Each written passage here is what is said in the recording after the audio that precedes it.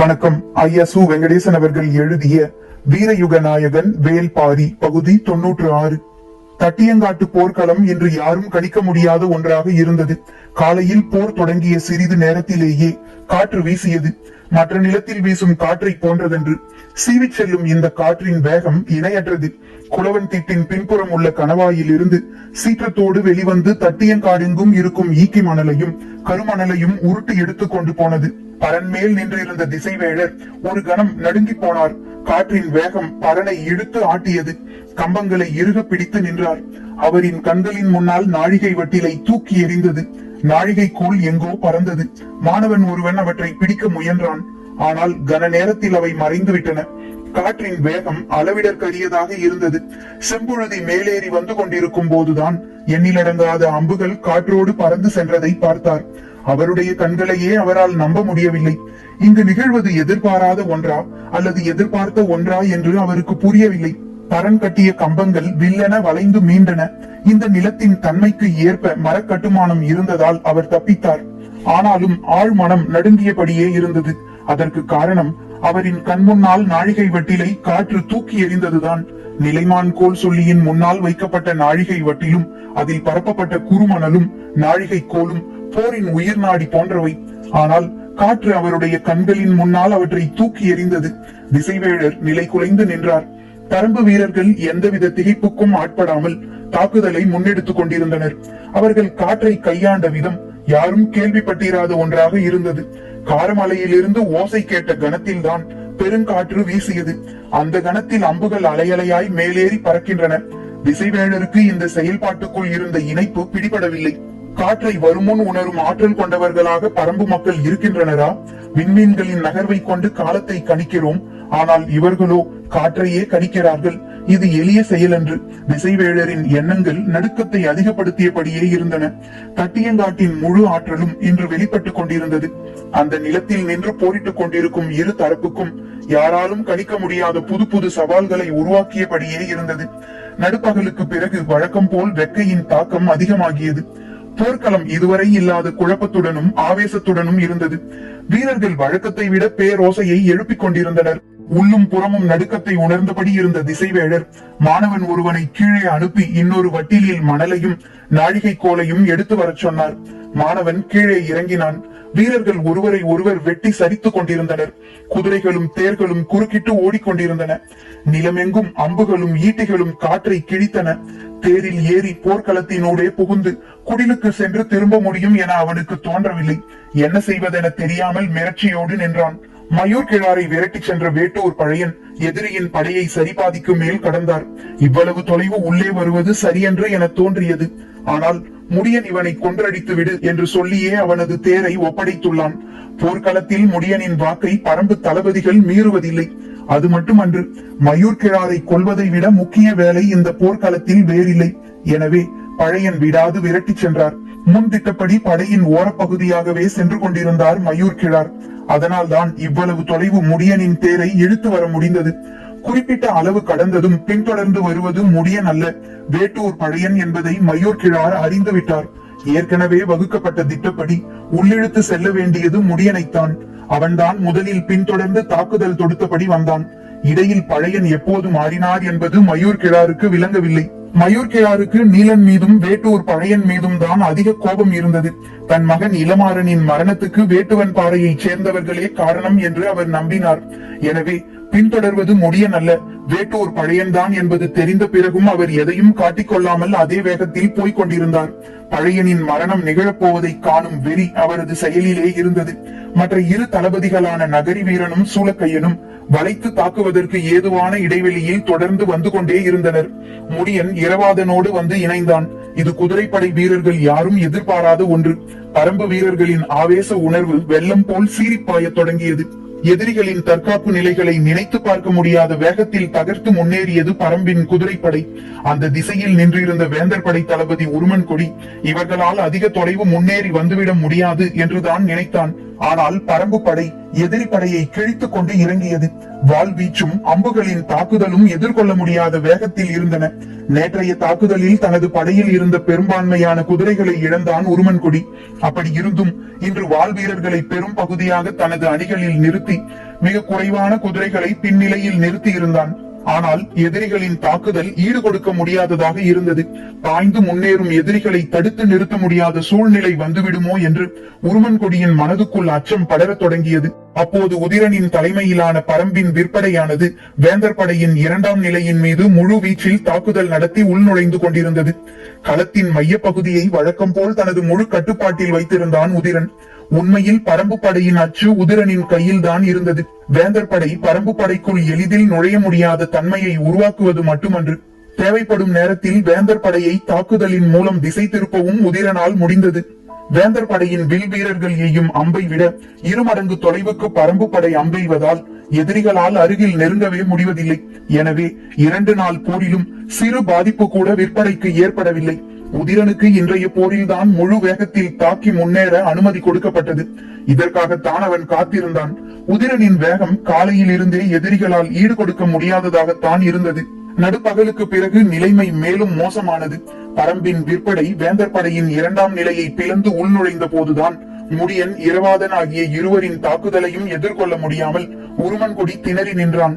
உடனடியாக 2ஆம் நிலை படையை உதவிக்கு அழைக்கலாம் என்று அவன் நினைத்த போது அங்கு நிலைமை மோசமடைந்து கொண்டிருந்தது. உதிரனின் தாக்குதல் 2ஆம் நிலைப்படையின் வீரர்களை கணக்கின்றி வீழ்த்தி கொண்டிருந்தது. தலைமை தளபதி கருங்கைவாணன் பரம்பு படையின் இறுதி பகுதியில் நின்றிருந்த தேக்கனை வந்தடைந்தான். அவன் இங்கு வருவான் என்று தேக்கன் உள்ளிட்ட யாரும் எதிர்பார்க்கவில்லை. அவன் வருவது அறிந்ததும் சீழ்கை ஒலி எழுப்பினான் தேக்கன். அவன் எழுப்பிய ஓசை எதற்கானது என்று கருங்கைவாணனுக்கு தெரியவில்லை. அவன் குதிரையில் இருந்து கீழே இறங்கினான்.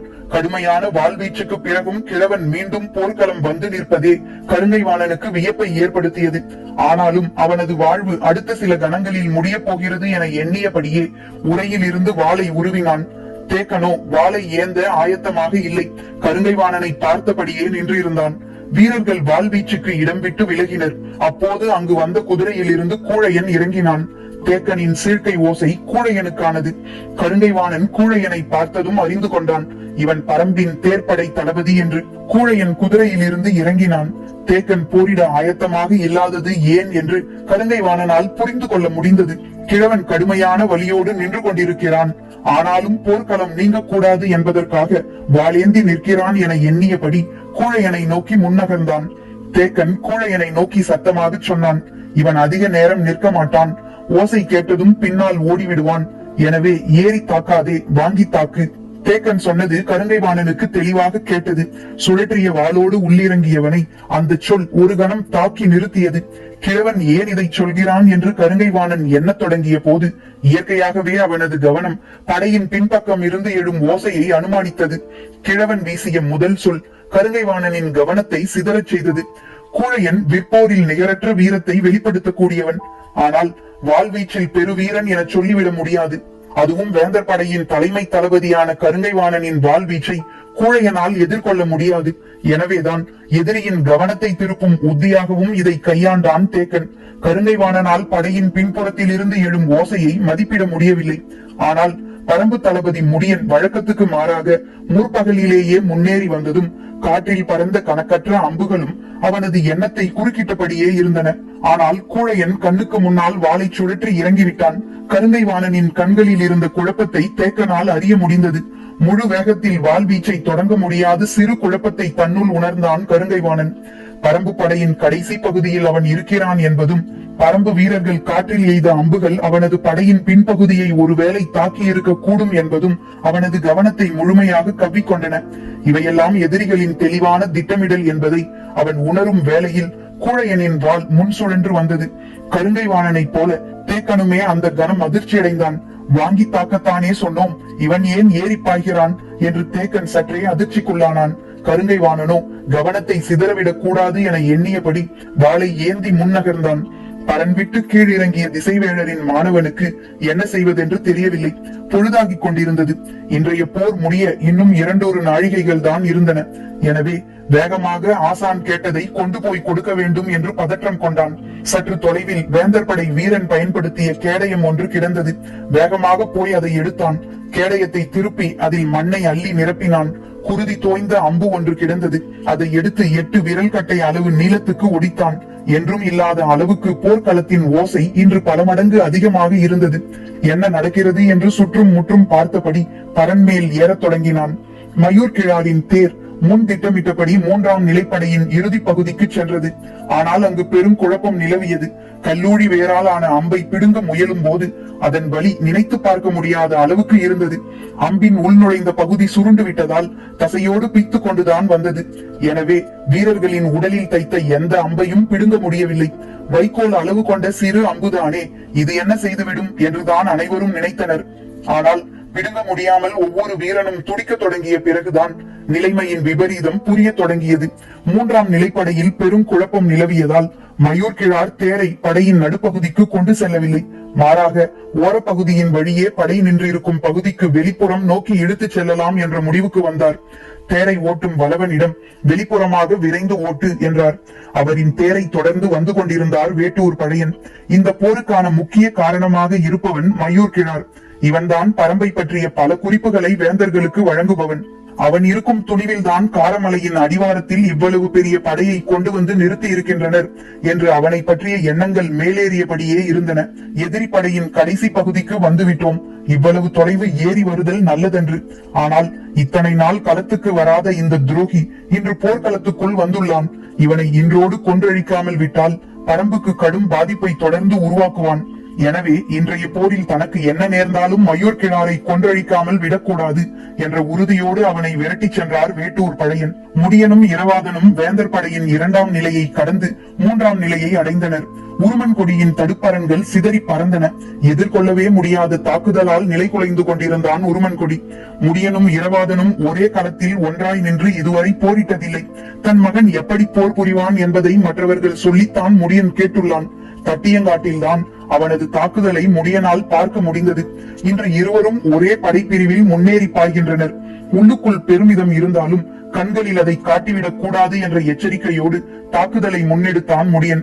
தந்தையோடு இணைந்து களத்தில் நின்று போராடும் இந்நாளில் வழக்கத்தை விட வீரியமாக இருந்தது இரவாதனின் தாக்குதல். சூலூர் வீரர்கள் முன்புற அணியில் தாக்கி முன்னேற பரம்பின் குதிரைப்படை வேந்தர் படையின் 3ஆம் நிலைக்குள் வகுடு பிளந்து போய்க் கொண்டிருந்தது. குளவன் திட்டில் இருந்து போர்க்களத்தை இமைக்காமல் பார்த்து கொண்டிருந்தான் பாரி. பரம்பின் குதிரைப்படை இதே வேகத்தில் முன்னேறினால் இன்னும் சிறிது நேரத்தில் மூஞ்சலை நெருங்கிவிட முடியும் என கணித்தான். குகைக்குள் இருந்து மீண்டும் ஓசை எழுப்பினான் எகுலிக்கிழவன். சற்று நேரத்துக்கு பிறகுதான் அவனது ஓசையை கவனித்தான் பாரி. எகுலிக்கிழவன் கூறினான், சுடர் இடதுபுறம் அசைய போகிறது. இப்போது வரப்போவது காற்றி. அது தட்டியங்காட்டை இடதுபுறமாக உருட்டிச் செல்லும் என்று சொல்லி கையை உயர்த்தினான். ஆனால் பாரியோ கூவல் குடியினரை நோக்கி கையசைக்கவில்லை. சற்றே அதிர்ச்சிக்குள்ளானான் எகுலிக்கிழவன். ஏன் இந்த நல்ல வாய்ப்பை பயன்படுத்த மறுக்கிறாய் என்று எகுலிக்கிழவன் கேட்டதற்கு பாரி சொன்னான், பரம்பின் குதிரைப்படை வீரர்கள் எதிரிகளின் 3ஆம் நிலைக்குள் நுழைந்து விட்டனர். இந்த சூழலில் முதல் நிலையில் இருந்து எய்யப்படும் அம்பு 3ஆம் நிலையில் இருக்கும் நம் வீரர்களையே தாக்க வாய்ப்புண்டு. எனவேதான் உத்தரவிடவில்லை. எகுலிக்கிழவன் மீண்டும் விளக்கை பார்த்தான். சாய்ந்த சுடர் மீண்டும் நிமிர நேரமானது. தேக்கன் கூறியபடி வாங்கி தாக்காமல் ஏறி தாக்கிய கூழையன் ஒரு கட்டத்துக்கு பிறகு களைப்படைய தொடங்கினான்.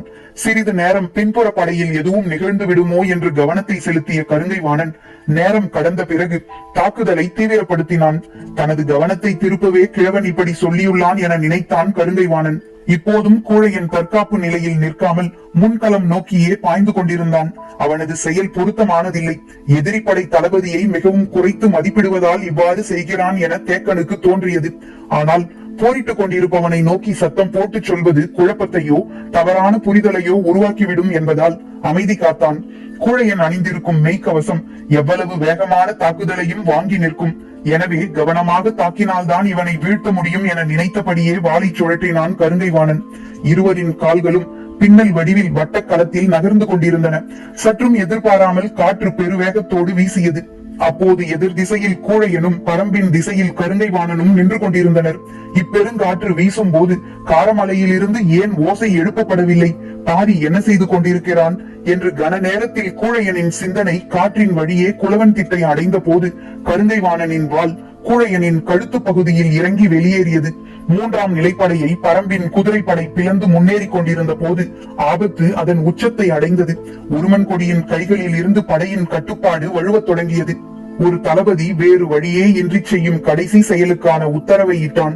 முச்சங்கு ஊதப்பட்டது. அது பேராபத்தை தெரிவிக்கும் குறியீடு. மற்ற சங்குகள் ஊதப்பட்டால் அது ஆபத்து பற்றி தலைமை தளபதிக்கு தெரிவிக்கும் செயல். அவர் உடனடியாக உரிய ஏற்பாட்டை செய்வார். ஆனால் முச்சங்கு ஊதப்பட்டால் தலைமை தளபதி உட்பட அதை கேட்கும் ஒவ்வொரு தளபதியும் உடனடியாக அந்த இடத்துக்கு வந்து சேர வேண்டும். ஆனால் உடனடியாக வரும் நிலையில் வேந்தர் படை தளபதிகள் எவரும் இல்லை. நகரி வீரனும் சூளக்கையனும் முன் வகுக்கப்பட்ட திட்டப்படி படையின் பின்புறத்தை கடந்து மயூர் கிழாரால் கொண்டு செல்லப்பட்டுக் கொண்டிருந்தனர்.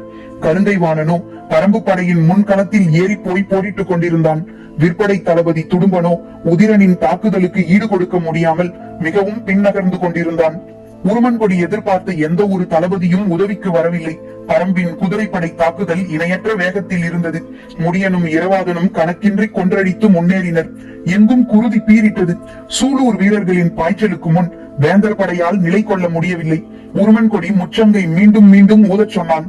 களத்தில் ஓசை எழுப்ப நிறுத்தப்பட்டிருந்த அனைவரும் இனி இந்த ஓசையையே எதிரொலிக்க வேண்டும். நிலைமை மிக மோசமாகிறது என்பதன் அறிகுறி இது. மூன்றாம் நிலையில் மூஞ்சலுக்கு பக்கத்தில் முழு பாதுகாப்போடு நின்றிருந்த வேந்தர்களுக்கு இப்போதுதான் ஆபத்தின் அளவு புரிந்தது. தங்கள் தளபதிகள் ஒன்று கூட முடியாதபடி சிதறி கிடக்கின்றனர்.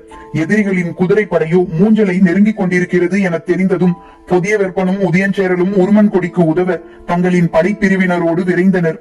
சோழவேழன் விற்படை தளபதி துடும்பனுக்கு உதவ விரைந்தான். கூழையன் மண்ணில் சரிந்த பிறகு தேக்கன் களத்தில் இறங்கினான். கருங்கைவாணன் எதிர்பார்த்த வேட்டை இப்போது அவன் முன்னால் வாளேந்தி நின்றது. ஆனால் படையின் முன்வரிசையில் இருந்து மாறி மாறி ஓசை எழுப்புவதை போன்ற உணர்வு தொடர்ந்து இருந்தது. அவனால் துல்லியமாக கணிக்க முடியவில்லை. தேக்கன் வாளை ஏந்தி பிடித்தான். விலா எலும்பு குத்தி உள்ளிறங்குவது போல வழி எடுத்தது. ஆனாலும் நிலைமையை சமாளித்தாக வேண்டும். வாய்ப்பு கிடைத்தால் கருங்கைவாணனை கொன்றழிக்க வேண்டும் என்ற முடிவோடு மீண்டும் முன்னகர்ந்தான். இருவரும் சுழற்கட்டு கட்டி கேடயத்தை முன்னகர்த்தியபடி வட்டக்களத்தில் கால்களை நகர்த்தினர். நேற்றைய போரில் கிழவன் வீசிய வாளை சூளக்கையன் தடுத்திருக்காவிட்டால் நிலைமை என்னவாகி இருக்கும் என்று நினைத்த கணத்தில் அவனுக்கு வெறி உச்சத்தில் ஏறியது. இன்றோடு இவனை கொன்றழிக்க வேண்டும் என்று வாளின் கைப்பிடி நொறுங்குவது போல இறுக பிடித்தான். கால்கள் தாவி முன் செல்ல ஆயத்தமான போதுதான் முச்சங்கின் பேரோசை இடைவிடாது எதிரொலித்தது. ஒரு கணம் நடுங்கி நின்றான். அப்படியென்றால் அப்போதிருந்து சங்கோசை கேட்டுக்கொண்டே இருந்ததா? நிலைமை கைமீறியதால் தான் முச்சங்கை விடாது ஊத வேண்டிய நிலை வந்துள்ளது. கிழவன் சொன்னது உண்மைதானா என திணறி நின்றான் கருங்கைவாணன். தேக்கன் வலிமையோடு இருந்திருந்தால் இந்த கணத்தில் கருங்கைவாணனை வெட்டி சரித்திருப்பான். வாளை உயர்த்தியபடி செயலற்று நின்ற கருங்கைவாணனை நோக்கி பாய்ந்து வாள் வீச முடியாத நிலையில் தேக்கன் இருந்ததால் அவன் தப்பித்து போய் குதிரையில் ஏறினான். கண் பார்வையின் எல்லையில் மூஞ்சல் கூடாரத்தின் மேல் முனைகள் தெரிய தொடங்கிய போது பரம்பு வீரர்கள் உச்ச அளவு தாக்குதலை வெளிப்படுத்திக் கொண்டிருந்தனர். முடியனின் மனதுக்குள் பற்றி எரிந்த தீ சுழற்காற்றை போல வேகம் கொண்டது. எதிரிகளின் படை வீரர்களால் மறித்து நின்று போரிட முடியவில்லை. இந்நிலையில்தான் புதிய வெப்பனும் உதயஞ்சேரலும் தங்களின் வலிமை மிகுந்த படையோடு வந்து சேர்ந்தனர். உடல் முழுவதும் கவசம் அணிந்த சிறப்பு படை வீரர்கள் எதிரிகளின் தாக்குதலை வலிமையோடு சந்தித்தனர். மூஞ்சலை கண் கொண்டு பார்த்த கணத்தில் பரம்பு வீரர்களின் தாக்குதல் எண்ணி பார்க்க முடியாத அளவுக்கு இருந்தது. வேந்தர்களின் சிறப்பு படைப்பிரிவு அவர்களின் வேகத்தை நிறுத்த பேராற்றலை வெளிப்படுத்தியது. கைகள் மட்டுமல்ல, முழு உடலும் நடுங்கியது. மணலின் மீது நீண்டு படர்ந்தது நாழிகை கோலின் நிழல். அதை உற்று பார்த்து கொண்டிருந்த போது திசைவேழரின் கண்களில் நீர் பெருகியது. மனம் துடித்தது. பதற்றத்தில் அவரின் உடல் முழுவதும் ஆடத் தொடங்கியது. எதையும் வெளிக்காட்டிக் கொள்ளக் கூடாது என நினைத்தார். ஆனால் அவரது வயது அனைத்தையும் வெளிக்காட்டியது. கைகளை மெல்ல மேலே உயர்த்தினார். தட்டியங்காடெங்கும் முரசின் ஓசை மேல் எழுந்தது. மூன்றாம் நாள் போர் முடிவுக்கு வந்தது. அதிர்ந்து நின்றான் முடியன். முரசின் ஓசையை அவனால் நம்ப முடியவில்லை. இன்னும் சிறு பொழுது இருந்தால் கூட நிலைமை வேறு மாதிரி ஆகியிருக்கும். பரம்பின் குதிரைப்படை வீரர்கள் அனைவரும் அளவு கடந்த ஆவேசத்தோடு போரிட்டனர். இலக்கை இவ்வளவு நெருங்கியும் பயனின்றி போய்விட்டதே என வேதனைப்பட்டான் இரவாதன். முடியனோ முதற்கணத்தில் ஏற்பட்ட ஏமாற்றத்தை மறுகணத்தில் சரி செய்து கொண்டான். மூஞ்சலை கண்கொண்டு பார்த்து விட்டோம். இனி பரம்பின் வெற்றியை யாராலும் தடுக்க முடியாது என தோன்றியது. போர்க்களத்தை விட்டு வெகு தொலைவுக்கு அப்பால் போயிருந்தனர் மயூர் கிழாரும் வேட்டூர் பழையனும். ஒருவரை ஒருவர் வீழ்த்தியே தீர்வது என்ற உறுதியோடு விரைந்து கொண்டிருந்தனர். காரமலை குன்றுகளின் அடிவாரத்தில் முன் சென்ற மயூர் கிழாரின் தேர் பார்வையில் இருந்து சட்டென மறைந்தது. எந்த பக்கம் போனான் என நினைத்தபடி சற்றே திரும்பினார் வேட்டூர் பழையன். எதிரில் இரு தளபதிகளான நகரி வீரனும் சூளக்கையனும் 200 குதிரை வீரர்கள் சூழ வந்து நின்றனர். பழையன் விரைந்து வில்லு உயர்த்திய போது தளபதிகள் இருவரும் அம்பை நாணீர் பூட்டி எடுத்தனர். வெகு தொலைவுக்கு அப்பால் மெல்லியதாக கேட்டது முரசின் ஓசை.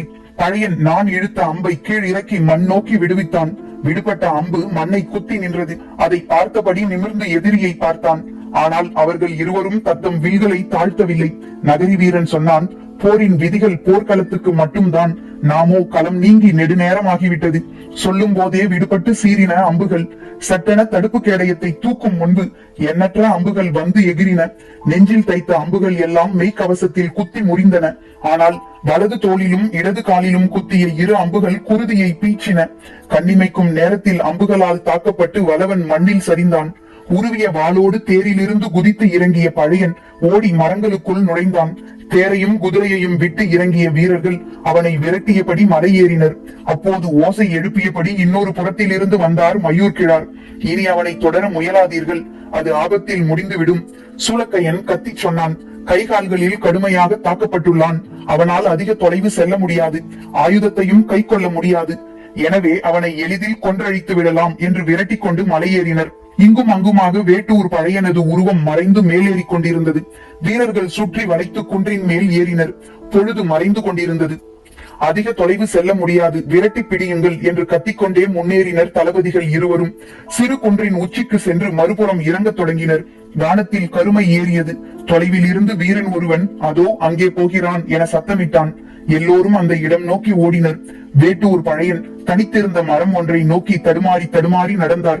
தளபதிகளும் வீரர்களும் அவரை நோக்கி ஓடினர். மரத்தின் அடிவாரத்துக்கு வந்த பழையன் மரத்தோடு சாய்ந்து நின்றார். ஓடி வந்த தளபதிகள் உருவிய வாளோடு அவன் அருகே வந்தனர். வீரர்கள் அனைவரும் மரத்தை சூழ்ந்து நெருங்கினர். நகரி வீரன் ஏந்திய வாளோடு பழையனை நெருங்கியபடி சொன்னான், பரம்பு தளபதி கோழை போல் ஓடி ஒளிந்தான் என்று உன்னை பற்றி மக்கள் கூறுவர். அதிக அளவு குருதி கொட்டிவிட்டதால் மிகவும் களைத்து போன வேட்டூர் பழையன் சொன்னான், இல்லை, 2 தளபதிகளையும் 100கணக்கான வீரர்களையும் கொன்றுவிட்டே செத்தான் பழையன் என்றுதான் மக்கள் பேசுவர். வாய்விட்டு சிரித்தான் நகரி வீரன். நீ எங்கள் அனைவரையும் கொல்லப் போகிறாயா என்று சொன்ன போது அருகில் இருந்தவன் ஏதோ மாற்றத்தை உணரத் தொடங்கினான். மூச்சுக்குழல் எரிச்சல் அடைய தொடங்கிய போது மரத்தில் சாய்ந்திருந்த பழையன் சொன்னான், இனி நீங்கள் யாரும் உயிர் பிழைக்க முடியாது. உங்களின் மூச்சு காற்றுக்குள் சொனைகள் இறங்கிவிட்டன என்று கூறியவர் மரத்தோடு சரிந்தபடியே சொன்னார், இது ஆட்கொல்லி மரம். பரம்பின் குரல் ஒலிக்கும்.